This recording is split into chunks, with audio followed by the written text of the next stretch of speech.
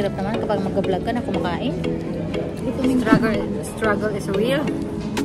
Di ba kayo naisip pag kumakain? Ano tingnan pati nakakaroon din na kamay ko. Hindi nasasakop ng camera. Ayan. Huwag mong galawin, baka mabawasan yung hapon. Yan, nakitigas ka rin eh. Okay lang kasi, hindi pa. Oo, bumili ako nung nagpunta tayo sa normal. Ay, sabi siguro nung mga makakita, lagi na lang kumakain ng friend na yun. Doon, napanood mo na yung video ko sa'yo doon. Ang lalaki pati ng subo niya lagi. Sabi siguro. Hindi ko rin ipapayagan. Ngayon, sinabi mo kaya nakita ko. Ang laki ng hotdog, no? 4 na piraso isang baso. Ito yung 4. Ay, 2 ba to? 2 lang guys. Ina-scam kayo nito.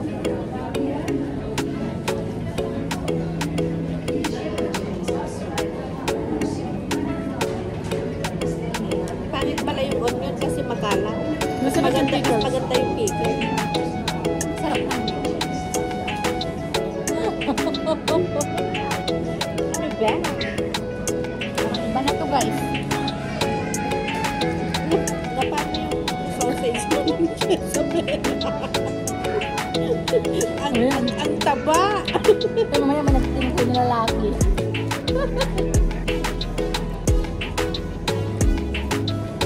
Na-excite ako dun sa ano. Alam mo kung ano na-excite ko?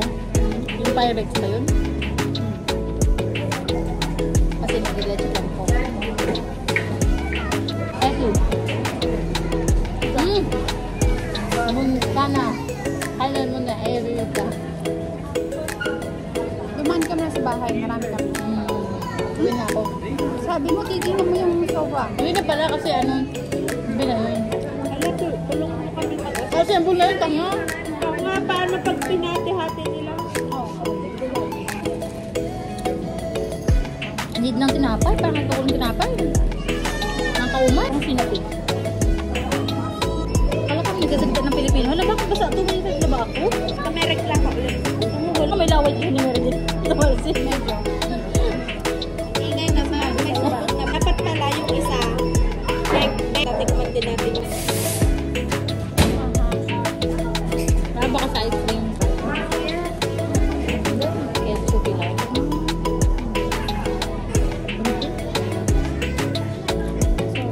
Ay, palakuan ko. Gusto ka pa. kakaumay na siya no, pag-play.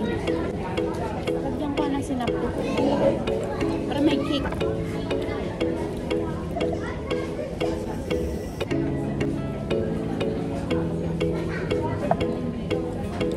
Hindi na ako kain dito sa gabi mamaya. Guys, I'm back.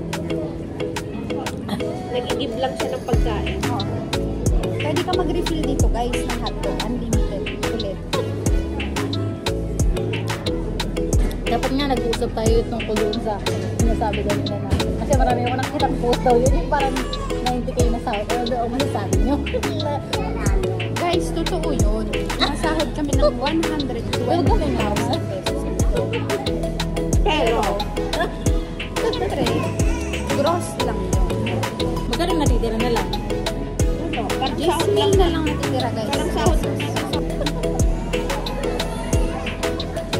Hindi naman siya gismil. Grabe naman sa gismil. Yung sahod-sahod naman. Yung sahod sa Hong Kong, natipon lang namin yung dito. Kumbaga yun yung parang pinakala namin, ipon. Ipon na namin yun. Kasi guys, yung tax umaabot ng 40k. 30 to 40k. O mga ganun kasi 500, 500. Yung bahay namin, 40k din. 40k din. Magkano yung bahay natin? Magkano yung bahay niya? 40. 40 kayo, di ba?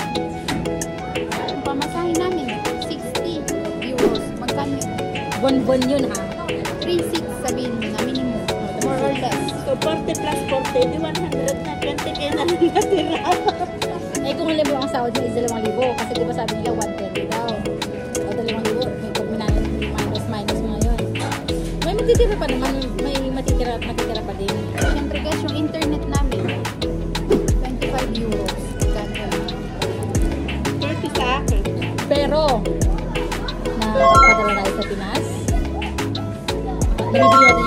yun, di ba?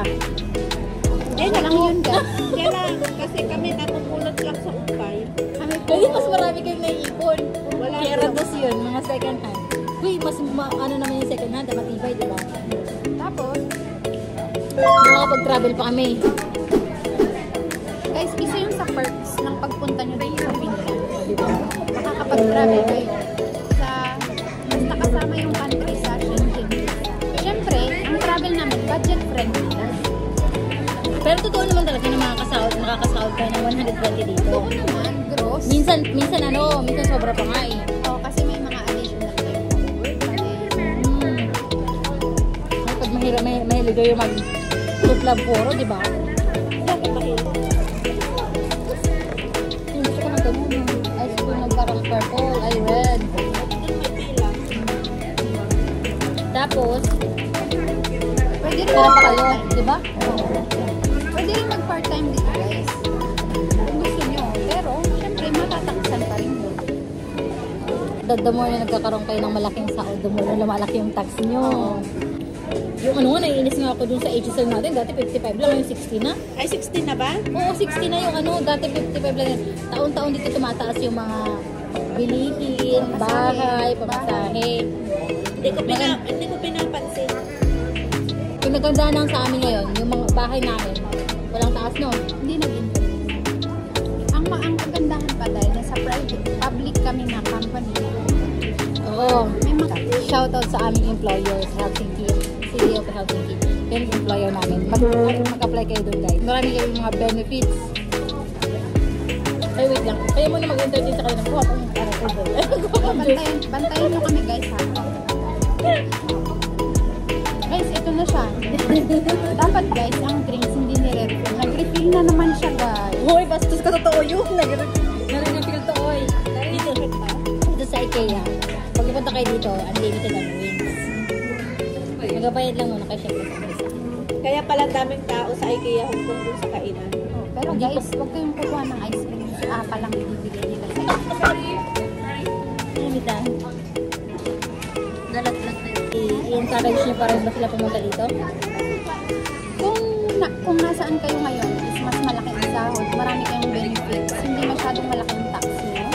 Mag-stay na lang kayo dyan. Totoo na sa sahod kayo dito ng 120, pero konti na lang din dito. Yun Pero, ang realidad. ang dagandahan lang kasi dito, nakakapunta kami sa Europe country, sa ibang Europe. At saka, may chance kayo na habang nag-work, nag-aaral kayo. Tapos, Siyempre, depende sa employer yun ha. depende sa employer. Tapos, ang pinakakailangan dito para makasurvive ka sa araw-araw, language. Magtataka ako, hindi yung sinama dun sa balito ng USA. Kasi nagbasa lang daw pera. Yung pinaka number 1 na kailangan mo dito, Finnish lang. Yun. Kahit basic lang. Dapat basic marunong kayo. Kung hindi ka marunong, magiging kalbaryo ang buhay mo dito. Baka hindi itong expert na to. Expert namin siya. No! Ice cream na tayo. Pero, nagsisisi ba kayo na pumunta kayo dito? Hindi. Kasi Ikaw, sa pinanggaling Sometimes. Bakit naman sometimes? Anong meron? Kasi sa Hong Kong wala akong work. Ay!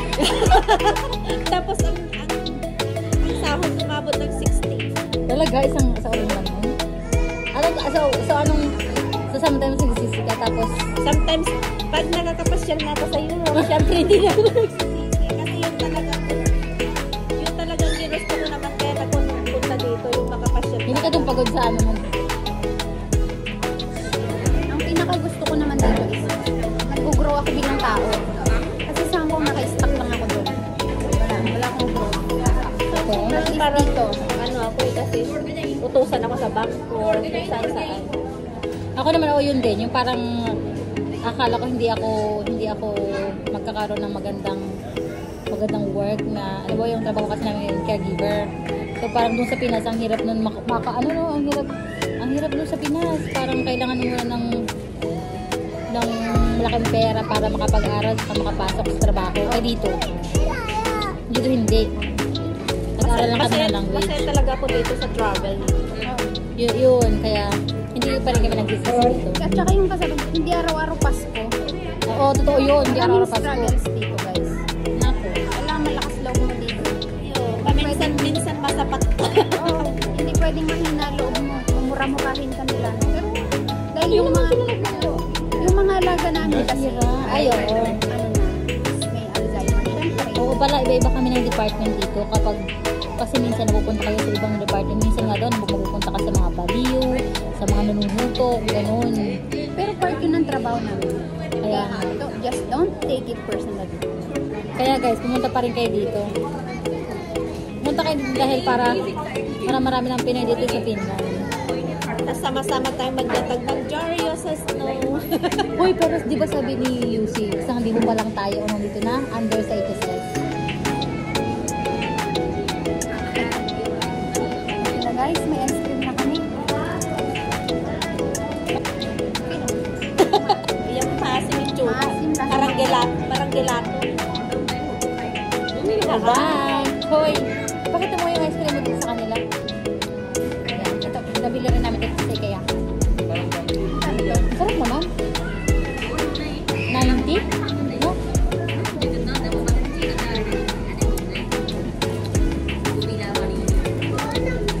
Kain pala tayo. Ano pa? Sabihin niyo pa kung ano yung ano. Ano pa ba? Ay! Meron kami nung ano pala yung... Pero lahat naman natin yung agency, yung parang meron tayong bakasyon ng isang taon. Yung isang taon meron kami 24 days.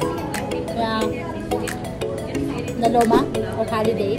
Yung disadvantage, sa'yo yung pamasahe mo pa uwi sa Pilipinas. Kung uuwi mo ng Pinas, kung dito ko lang naman, hindi ko parang hindi ka gumastos. Pero makukuha mo lang yung isang taon ka na. Meron pa kami ipasa dito guys. No?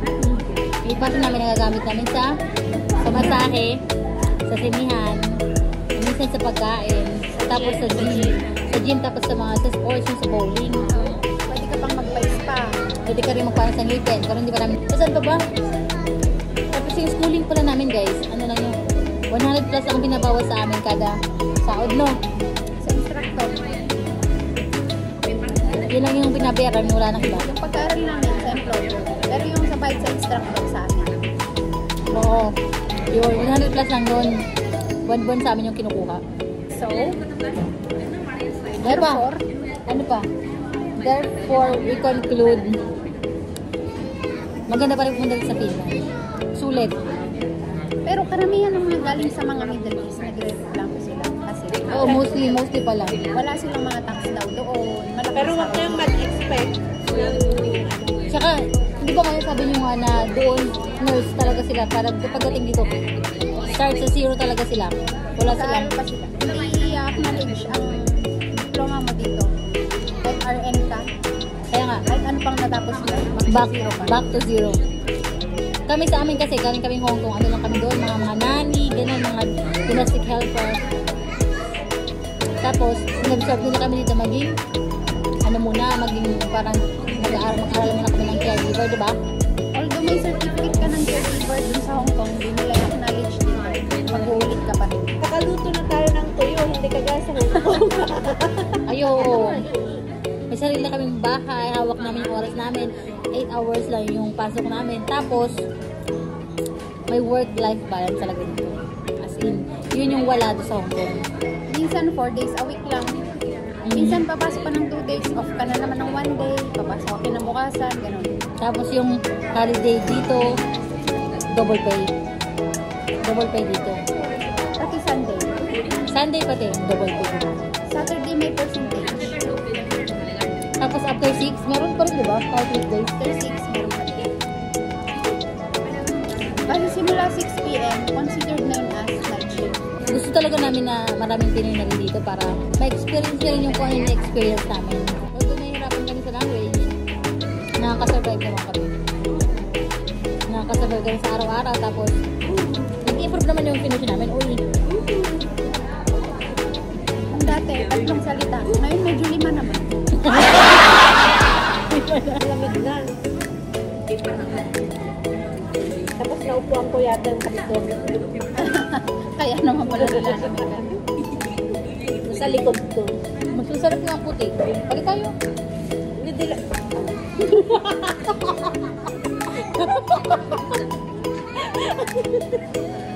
Maasin guys. Ito pa lang ang gagawin. yung sa TikTok na meron din. Yung sabi nga na hindi to 120k daw. Totoo talaga yun na pwede pang makuha yung pamilya dito. Ay, isa pa yun. Kasi nga siguro kung may anak ako at may asawa, siguro nakuha ko na sila. Oo, isa pa yun. Kasi yung kaibigan namin, isang taon pa lang sila, nakuha nila yung pamilya nila.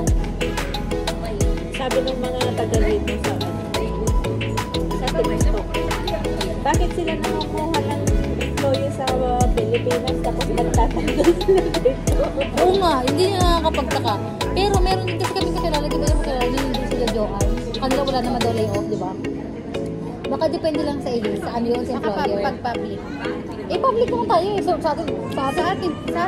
Hindi naman nagtatanggalan sa atin ha. Sa kanila kasi may sarili salang tondo. Tayong public, umaasa tayo sa budget ng government. Baka yun. Pero, ano naman, thankful naman na wala pa sa amin natatanggal. Wala. Kumbaga hindi pa kayo sinasabihan na magbalot-balot na. Your things and go home. Wala naman tinatanong si Amo sa akin ng experience. O wala naman. Kasi kami dito na batch, na pumunta kami dito. Galing kami Hong Kong. 24. Complete. Wala pa naman sa amin natatanggal. May mga umalis. May umalis lang. May isa. Pero sa ibang bansa naman siya pumunta. Hindi naman siya pinalis. Umalis lang siya.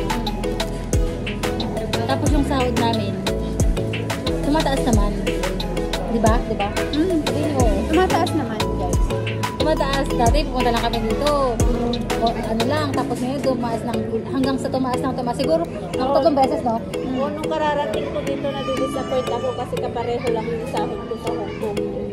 Halos maliit pa yata, parang ano. O, tumaas siya ng ilang beses. Kaya natuwa talaga kami. Tapos yung oras dito, per oras kasi ang bayad nila. Sahod ko sa Hong Kong, 6.5 plus 200 per... Lang yung 6.5? Bakit ka nagpunta dito? Ang laki ng 6.5 ngayon na. Ako nga 5,000 na lang sa akin sa Hong Kong. 6.5. Pero Pero 7 lang ang palitan. Tapos ano, nga lang dati. tapos tumataas kasi every or pag nagtaas yung consulate ay yung Hong Kong government. Mataas Parang isandaan. Hindi rin, depende sa trip na Isandaan. Ah, hindi Hindi siya umalis ka. 6.5 yung sahod mo. Nalisan mo. 5 plus, pagsabihin mo ng 1,000 pa yung ano. Yung Laki, no? so 7.5. Oo, tapos, 70,000?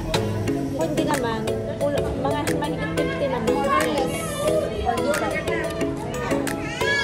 Siguro kasi ang nasa isip mo na naka-experience ka ng Europe. Hindi, yung travel talaga ng gusto ko dito. More or less 45. Kasi sahod mo tayo dito ng mga 60 something. Pero may bahay kasi. So, kata. Kung wala lang Yun siguro. kasi ganun sa pagkakala ko nun, yung sinasahod ko na yung buo. Walang bawas. Eh, nung nagpunta ko dito, parang mas umabay. Nung una, nung hoy ba pa tayo. May mga ganun talaga kami sa una. Pero nung tumaas naman na, okay na ako. Kaya nga. Sabi ko nga guys, kung okay naman kayo dyan, malaki sahod nyo. Oh, pababa na dapat tayo nito. Pero in-after ko talaga yung travel. Kung okay naman sahod nyo, wala namang problema. Yun lang talaga. Kung get nyo yung mga travel na yun. Kasi parang ang tanda ko na parang hanggang doon na lang yung narating ko ba? At least dito, di ba? Dito nagbibigay kami na makakapagbigay. Pag nag-aral ka talaga ng ano, pwede ka magbigay ng gamot, makapag-inject. Pero pag-aaralan mo kami. Pero at least, Iba-ibang license yun. makakapag-ano ka na, makakapag-experience mo na yung parang practical nursing ang tawag sa amin. Kaya guys, pumunta na kayo dito. Maraming pros and cons. Ano mas marami? Sa side ko, pros. Okay?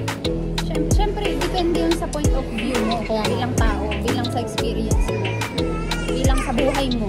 Talaga. Sa akin, gano'n, 50-50. Hanggang ngayon? Ngayon, nakakaano na ako. Nakakagala. Ako mas marami din sa akin ng pros. Mas maraming pros sa akin. Kasi ang sahod ko sa mga nung ilalisan ko is 5K. Ako din 5. Tapos ngayon, lagi ako nakapagpadala sa mga kapatid na ano. Tapos, may natitira pa ako. Hindi naman natitira, pero para sa akin, natitira ko yung kasi hindi ko siya nagkakastos na Tapos nakakabili ako ng kung anong gusto ko. Tapos nakakalabas ako kung kailan ko gusto. Sa Hong Kong kasi, Kulong tayo eh. saka sa Hong Kong, doble ang sahod ko pag December. Meron akong doble na. Ay talaga? Ako meron pero hindi siya buong ganyan. Plus 2.5 pag Chinese New Year. Parang ganun din dito yung bonus natin. Ayaw kasi magdadalawang taon na kami dito. Nung nag-isang taon kami dito, nagkaroon kami ng kalahati ng sahod namin. Nakuha namin yung July. So may additional kami na kalahati ng sahod namin. Hindi talaga siya buo, pero buo yata kasi nakakuha tayo ng parang diba? 60% ng So, sahod parang ganun. ang makukuha mo sa parang bonus. Or depende sa isa-set nila na percentage ng bonus. Hindi ba pala sa atin? Hindi. Every year nagbabago. Guys, kayo na mag-decide.